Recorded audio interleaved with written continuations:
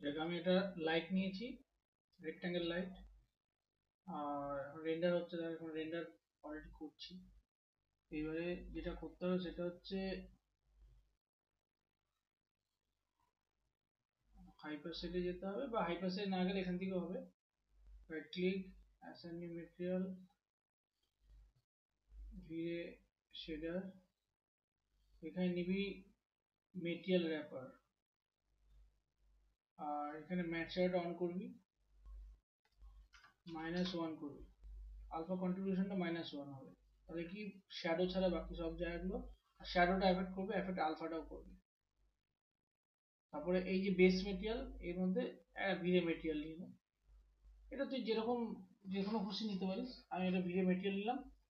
এবার এখানে তোর হচ্ছে রিফ্লেকশন জিরোই আছে, রিফ্লেকশন জিরো আছে, অ্যামাউন্ট কমিয়ে দিতে পারিস, শুধু আমার কালার থাকবে আর কিছু থাকবে না এখানে। এবার এটা কর,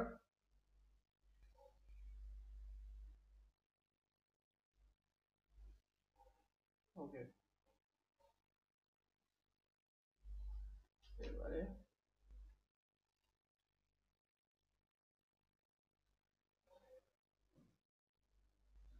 ওকে, আলফাটা আসছে। আর এটা লাইটটা আমরা পিছনে একটা ব্যাকগ্রাউন্ড, যদি এখান থেকে একটা ব্যাকগ্রাউন্ড অ্যাড করি বোঝানোর জন্য,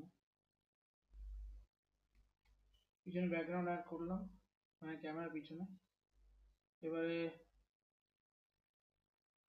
এখান থেকে ক্লিক কর, যে কোনো একটা পিকচার নিয়ে নিলাম আমি বোঝার জন্য, আর চলে আসছে। আর এটা কাটার জন্য কি করতে হবে, সিলেক্ট,